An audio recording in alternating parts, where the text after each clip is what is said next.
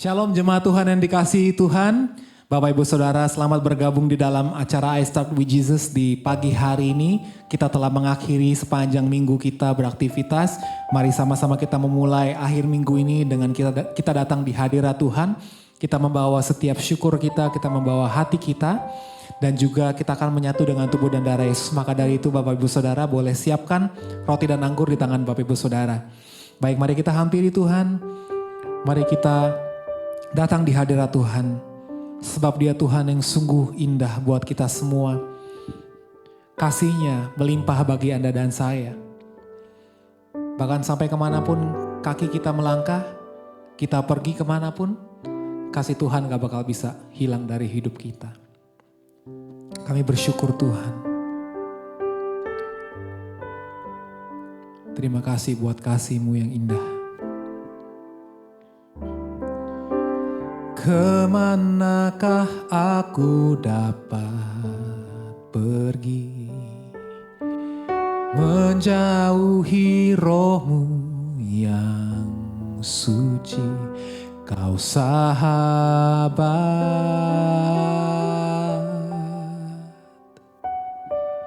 dan Kau dekat.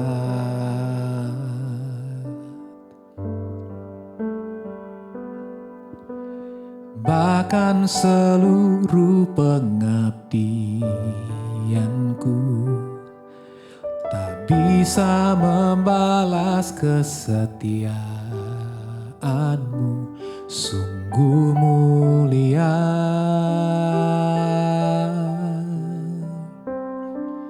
dan berharga.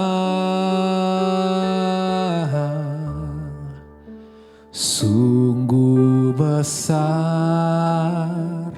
pengorbanan-Mu bagiku, terlalu dalam untuk dimengerti. Sungguh besar,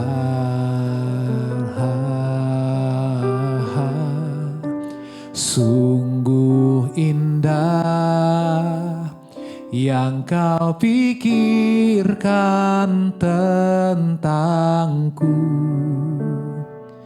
tak terselami bagiku.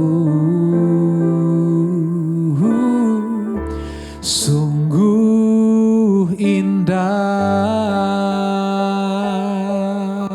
Katakan bahkan seluruh pengabdianku, bahkan seluruh pengabdianku tak bisa membalas kesetiaan-Mu, sungguh mulia. Oh, dan berharga. Sungguh besar pengorbanan-Mu bagiku, terlalu dalam untuk dimengerti. Sungguh besar, oh, dan sungguh indah yang Kau pikirkan tentangku, tak terselami bagiku.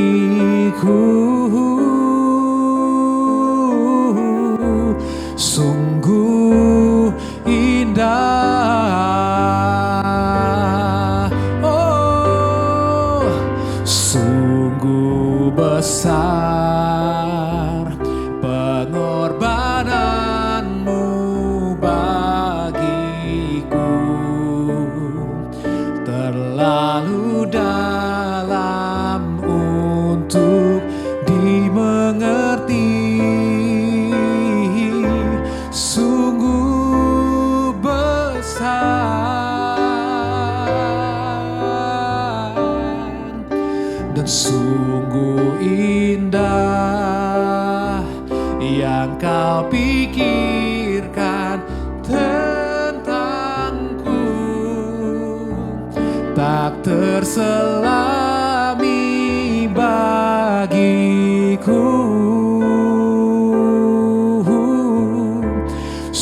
Sungguh indah, sungguh indah, sungguh indah, sungguh indah.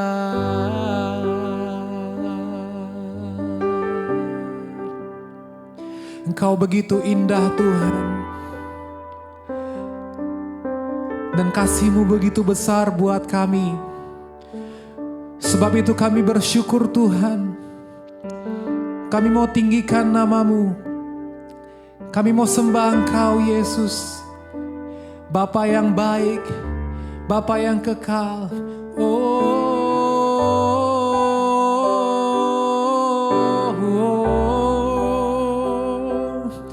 Bapa yang baik, Bapa yang kekal. Haleluya. Kau begitu indah, Kau begitu besar. Yesus, Kau yang terindah. Tiada yang seperti-Mu Tuhan. Meskipun kami berjalan melewati lembah kekelaman, namun kami percaya Tuhan, gadamu dan tongkat-Mu itulah yang menuntun aku. Engkau membaringkan aku di padang rumput yang hijau. Engkau memberikanku makan di depan lawan-lawanku. Kami percaya Engkau Tuhan yang setia, tidak pernah meninggalkan kami. Bersama Tuhan kami boleh melakukan perkara yang besar, sebab Engkau penolong yang setia, penolong yang ajaib dalam kehidupan kami. Terima kasih Tuhan, terima kasih Yesus. Kami sembah, kami agungkan, oh Yesus.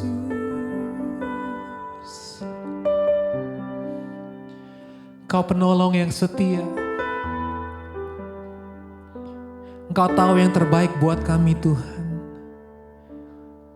Sebab itu kami bersyukur kami punya Tuhan seperti Engkau. Kami bangga punya Allah seperti Engkau. Terima kasih.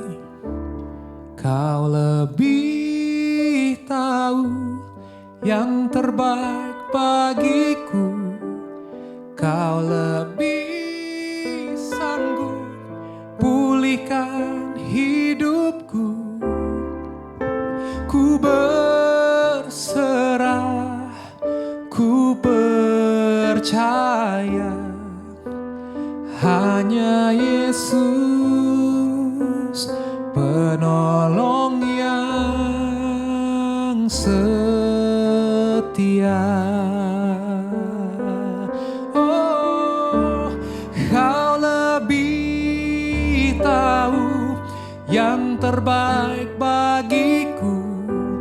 Kau lebih sanggup pulihkan hidupku. Ku berserah, ku percaya hanya Yesus penolong yang. Kau lebih tahu yang terbaik bagiku. Kau lebih sanggup pulihkan hidupku. Ku berserah, ku percaya hanya Yesus penolong yang setia.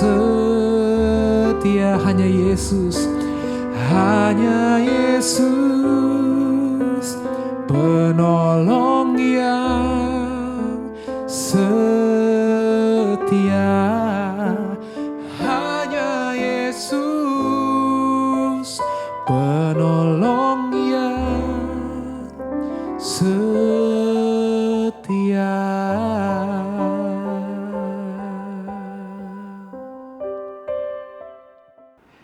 Selamat pagi, kita ketemu kembali di dalam program I Start with Jesus. Bagaimana kabarnya Bapak Ibu Saudara? Tentunya ketika kita bangun pagi, ketika kita wake up dari istirahat kita, tentunya ada semangat yang baru, tentunya ada pengharapan dan keyakinan bahwa hari ini diberkati.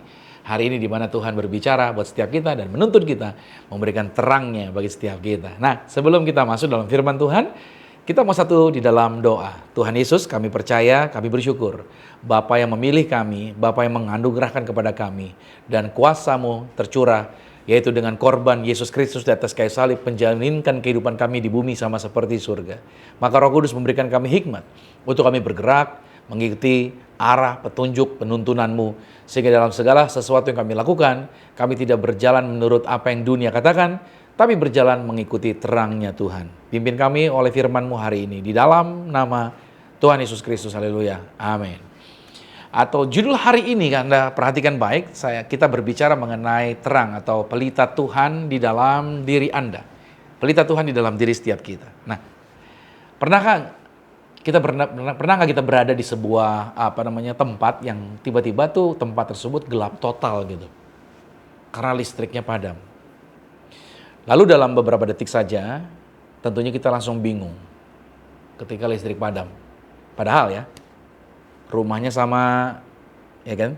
Jalan di dalam ruangan juga sama, barang-barangnya juga sama. Tapi ini, tanpa terang, semua yang sama di ruangan tersebut terasa berbeda. Nah, sering kali juga kan hidup kita seperti itu. Kita punya pekerjaan, kita punya keluarga, kita tentu punya rencana masa depan. Tetapi di dalam hati kita terasa gelap, bingung, tidak tahu arah mana yang kita ambil.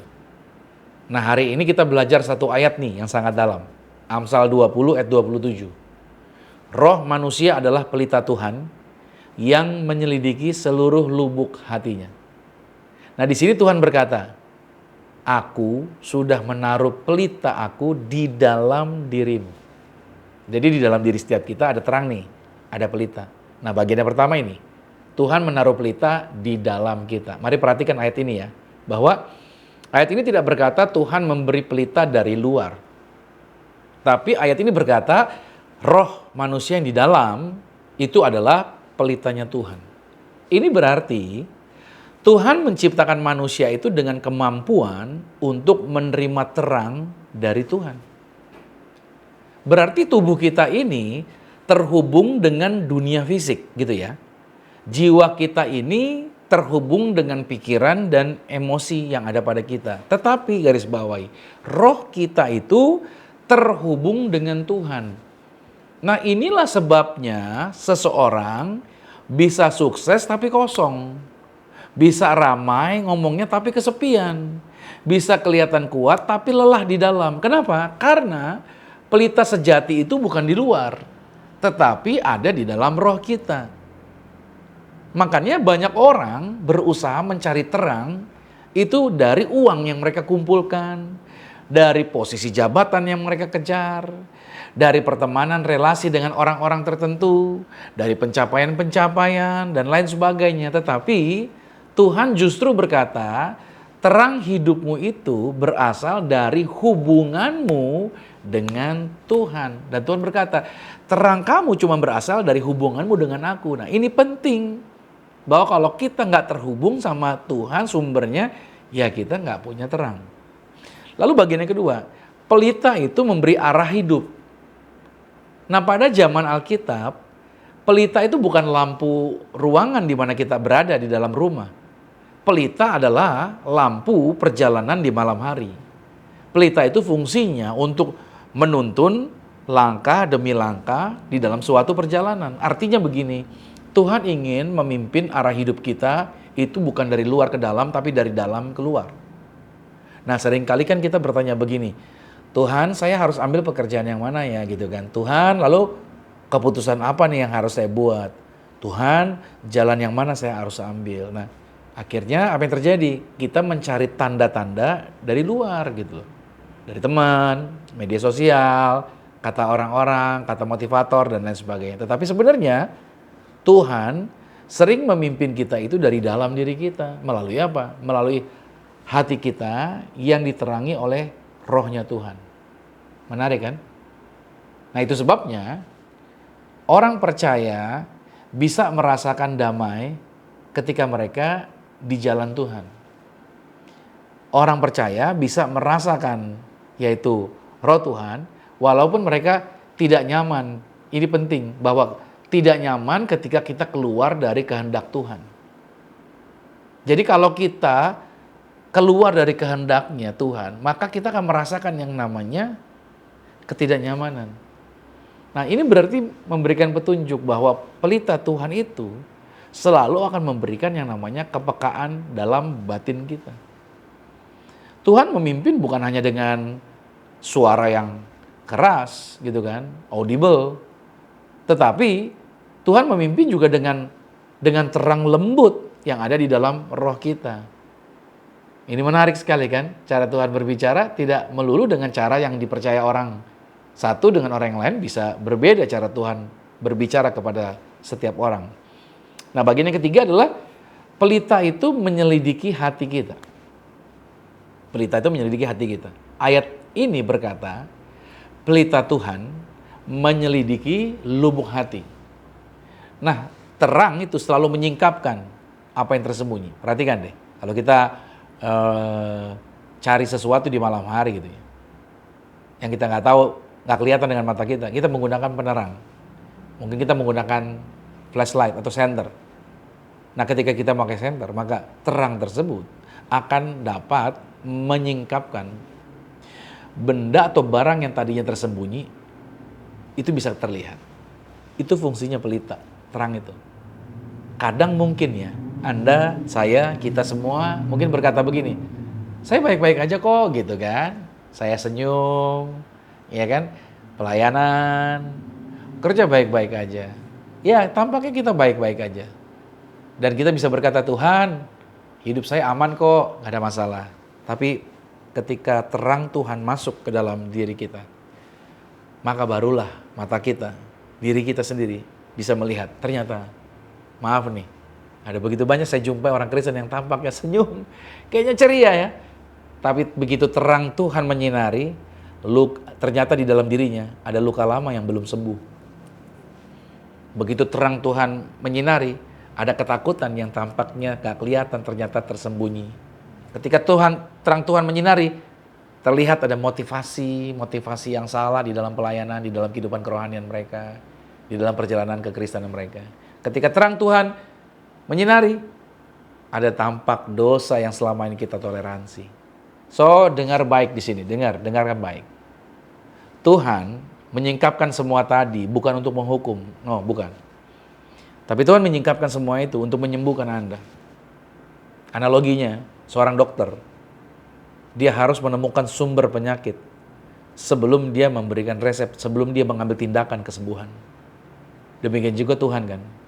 Tuhan itu menerangi hati kita supaya Tuhan bisa memulihkan kita dari akarnya. Dari akarnya. Tuhan gak mau cuma sekedar luarnya saja yang beres. Tuhan mau dari akarnya. Kalau ada sebuah pohon besar menghalangi pemandangan Anda di rumah, Anda terganggu, lantas Anda tebang dahannya, pangkas daunnya, ya, maka pohon yang rindang tadi menjadi gundul dan tampaknya tidak mengganggu lagi. Tapi tunggu waktu, berjalannya waktu, maka yang tadi sudah Anda pangkas, dahan-dahan baru akan mulai muncul kembali, daun-daun yang dipangkas akan mulai bertebaran kembali, mulai hidup lagi, dan itu akan menjadi pohon yang rimbun kembali. Tuhan membereskan bukan cuma batang, dahan, bukan cuma daun, tapi sampai ke akar-akarnya. Nah, ini menjadi gambaran, ini contohnya adalah terang Tuhan itu tidak pernah membuat kita jadi malu. No, bukan. Terang Tuhan justrulah yang menyelamatkan kita. Tuhan sayang sama saudara. Tuhan sayang sama saya. Tuhan sayang sama kita. Tuhan tidak menghakimi. Tuhan ingin menolong setiap kita. Menyelamatkan setiap kita. Nah bagian yang keempat, kenapa pelita bisa menjadi redup dalam kehidupan seseorang? Nah, pelita Tuhan itu ada di dalam setiap orang percaya. Garis bawahi dulu di sini ya. Tetapi pelita Tuhan itu bisa menjadi redup ketika apa? ketika kitanya ini mengabaikan suara hati kita, suara nurani kita. Pelita tersebut bisa menjadi redup ketika kita membenarkan dosa yang tampaknya kecil, padahal sih dosa nggak ada kecil, menengah, besar. Dosa is dosa gitu. Tapi kita yang mengkategorikannya, yang tampaknya ini kecil, lalu kita membenarkan. Nah, pelita itu bisa redup kenapa? Kenapa? Ketika kita terlalu sibuk dengan dunia luar kita. Kita sibuk dengan persahabatan, pertemanan, kita sibuk dengan dunia yang di luar kebenaran firman, teman-teman kita yang mungkin lebih enjoy dengan mereka ngobrolnya yang dan lain sebagainya, kelakuan yang tidak benar, kita enjoy dengan hal itu. Akhirnya kita pelitanya redup. Nah, satu lagi pelita redup kenapa? Karena kita tidak memberi ruang buat Tuhan. Kita nggak kasih ruang buat Dia. Semakin sering kita mengabaikan pelita, maka semakin tumpul kepekaan rohani kita. Tapi di sini ada kabar baiknya. Pelita Tuhan tidak pernah padam, garis bawahi. Dia hanya menunggu untuk kita mau menyalakannya kembali. Nah, lantas bagian yang kelima adalah bagaimana caranya untuk kita menyalakan kembali pelita Tuhan. Bagaimana agar kita bisa membuat pelita tersebut menyala kembali? Yang pertama langkahnya adalah firman Tuhan. Firman adalah minyak bagi pelita. Semakin kita hidup, ambil firman, baca firman. Semakin kita hidup dalam firman, maka yang terjadi adalah roh kita semakin terang. Oh iya, bacalah firman. Ada kegairahan yang luar biasa semakin terang di dalam diri saudara. Itu yang terjadi. Pelita itu akan menjadi hidup.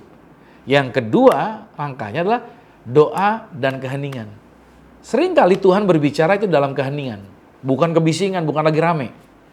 Justru pada waktu kita sendirian, pada waktu nggak ada orang yang bersama kita, pada waktu saat teduh, justru disitulah Tuhan sedang berbicara buat kita. Yang ketiga, lakukan ini, ketaatan kecil agar pelitamu hidup kembali. Lakukan ketaatan kecil. Setiap ketaatan kecil itu akan membuat terang pelita itu semakin besar. Ya, Tuhan nggak minta taat yang langsung besar, nggak usah. Mulailah dari skala yang kecil saja. Kita bangun pagi, kita mengucap syukur, kita berdoa, panggil nama Tuhan, ambil firman Tuhan, baca beberapa ayat. Kita melakukan hal-hal yang taat, hal-hal yang kecil aja. Membereskan apa yang kita harus bereskan, ya kan? Kalau saudara berangkat kerja, lakukanlah kerja, masuklah kerja kantor sesuai dengan waktu yang sudah ditetapkan. Lakukanlah itu. Ini akan membuat terang roh Anda akan semakin bersinar di dalam diri saudara. Prinsip rohaninya, Tuhan itu menerangi dulu, baru menuntun langkah. Saya ulangin ya, Tuhan menerangi dulu, baru menuntun langkah-langkah apa yang harus dibuat. Jadi kalau saudara bilang, Tuhan, saya langkah apa yang saya harus buat? Tuhan nggak langsung kasih tahu langkahnya, tapi Tuhan kasih terang dulu. Agar kelihatan apa yang menjadi ganjalan, apa yang menjadi penghalang untuk kita melangkah. Nah, hari ini Tuhan mengingatkan kita. Kita tidak diciptakan berjalan dalam kegelapan. Ingat di sini. Kenapa demikian? Karena di dalam dirimu itu Tuhan sudah sediakan pelita Tuhan. Yaitu pelita yang memberikan saudara arah, pelita yang menyingkapkan hati Anda, pelita yang menuntun langkah, dan pelita yang membawa pemulihan. Lantas pertanyaannya adalah, apakah pelita itu sekarang ini sedang menyala terang atau mulai redup? Nah, menarik hari ini. Mari kita membuka hati kita. Mari kita sekarang kembali bagi terang Tuhan untuk menerangi dan menyinari setiap kita.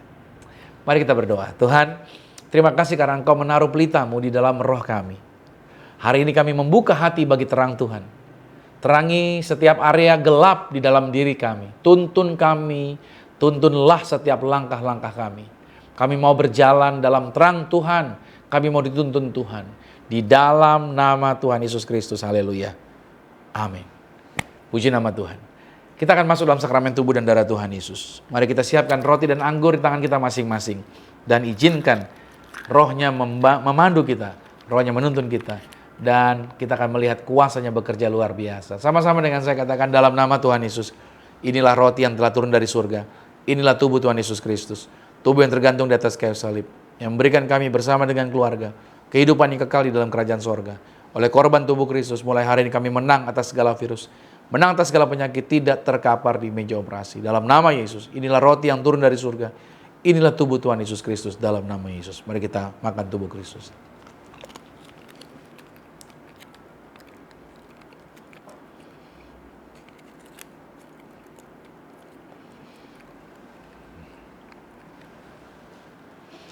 Mari kita angkat anggur ini. Mari dengan iman, sama-sama saya katakan dalam nama Tuhan Yesus. Inilah darah Yesus Kristus, darah yang tercurah, darah yang tertumpah di atas kayu salib sebagai perjanjian yang baru dan yang kekal. Oleh korban darah Kristus, mulai hari ini kami menang atas segala virus, menang atas segala penyakit, tidak terkapar di meja operasi. Kami diberkati Tuhan, umur panjang tidak sakit-sakitan, kami diberi kuasa menginjak ular dan kalajengking. Segala kutuk dari nenek moyang telah dibatalkan, dan kami punya iman.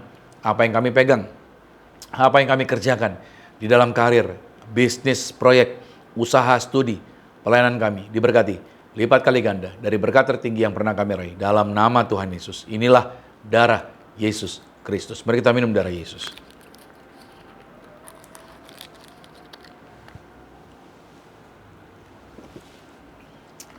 Di tangan saya ada minyak urapan, di tangan saudara juga siapkan minyak saudara. Kita berdoa bagi minyak ini menjadi minyak urapan, kuasa Tuhan bekerja dalam setiap perkataan kita. Karena ini adalah perintah Tuhan, ini bukan perintah gereja. Ini bukan perintah seseorang hamba Tuhan. Tapi ini perintah Tuhan untuk setiap kita melakukan dan mempraktekannya. Mari bersama-sama dengan saya katakan dalam nama Tuhan Yesus. Inilah minyak urapan. Setiap tetesnya punya kuasa mengusir setan. Setiap olesnya punya kuasa menyembuhkan sakit penyakit. Silakan pasukan malaikat hadir, jagai kami, pagari kami, proteksi kami dalam nama Tuhan Yesus. Inilah minyak urapan. Nah saudara, boleh teteskan di atas kepala saudara. Anda juga boleh berdoa buat pasangan saudara, buat keturunan saudara, buat anak saudara. Dan senantiasa berdoa buat setiap proyek dimanapun Anda berada. Kalau saudara keluar kota, kalau saudara nginap dimanapun, pakai selalu sakramen minyak urapan. Urapi tempat kamar itu. Kita nggak tahu saudara kamar tersebut dipakai oleh siapa, tidur di dalam ruangan itu, apa yang mereka lakukan dan lain sebagainya. Nah kita perlu menguduskan lokasi-lokasi di mana kita masuki saudara. Anda masuk rumah baru juga, Anda perlu tumpang tangan. Anda perlu urapi. Anda masuk tempat kontrakan yang baru, Anda perlu urapi, Anda perlu berdoa buat tempat itu. Kenapa? Karena Anda mau tinggal di sana kan? Anda mau beraktivitas di tempat tersebut agar saudara damai sejahtera, agar saudara bisa enjoy dalam mempersiapkan segala sesuatunya untuk segala aktivitas saudara di setiap hari yang saudara kerjakan. Nah itu penting. Kenapa saudara menggunakan sakramen minyak urapan? Ingat, ada kuasa di balik setiap perkataan kita. Amsal 18 ayat 21 berkata, hidup dan mati dikuasai lidah. Siapa suka menggemakannya, dia akan memakan buahnya. Nah, di layar monitor saudara itu ada kata-kata berkat, kata-kata powerful. Ingat, kata-kata kita itu seperti magnet, dapat menarik berkat mendekat, atau sebaliknya dapat menarik kutuk mendekat. So, tergantung apa yang kita mau ucapkan. Nah, saya mau latih setiap kita untuk percaya bahwa hanya boleh berkat datang mendekat sama kita. Amin. Mari sama-sama katakan, saya diberkati, berkelimpahan, telah ditebus, telah diampuni, dibenarkan, diurapi, disempurnakan, diberi kuasa, hidup dalam kasih karunia, berharga, aman, sehat, penuh kemuliaan, fokus pada Yesus, disiplin, percaya diri, pandai cerdas. Saya diciptakan segambar dan serupa Yesus untuk menggenapi setiap panggilan dan tujuannya atas hidup saya di dalam nama Yesus. Amin, amin. Puji nama Tuhan. Doa orang benar bila dengan yakin didoakan sangat-sangat besar kuasanya. Well, kita sudah sampai di penghujung acara kita. Saya percaya kuasa Tuhan, saya percaya lawatan Tuhan terjadi, memberkati, mengurapi setiap kita. Mari arahkan hati dan aminkan setiap berkat ini. Diberkatilah engkau di dalam usahamu, diberkatilah engkau di dalam pekerjaanmu, diberkatilah engkau di dalam segala aktivitasmu. Siapapun tinggal dengan kau pasti diberkati, keluargamu diberkati, orang tuamu diberkati, saudara-saudarimu diberkati, rumah tanggamu berbahagia. Terimalah berkat anugerah dari Bapa di surga, cita kasih di dalam Yesus Kristus, kekuatan penghiburan di dalam kuasa Roh Kudus, menyertai mengurapi setiap kita mulai hari ini, sampai Tuhan Yesus datang menjemput Anda dan saya, keluargamu dan keluarga aku, kita semua sama-sama menjadi warga surga. Yang percaya sama-sama dengan saya katakan, amin. Puji nama Tuhan. Sampai jumpa lagi di lain waktu, dan Tuhan Yesus Kristus memberkati setiap kita. Shalom.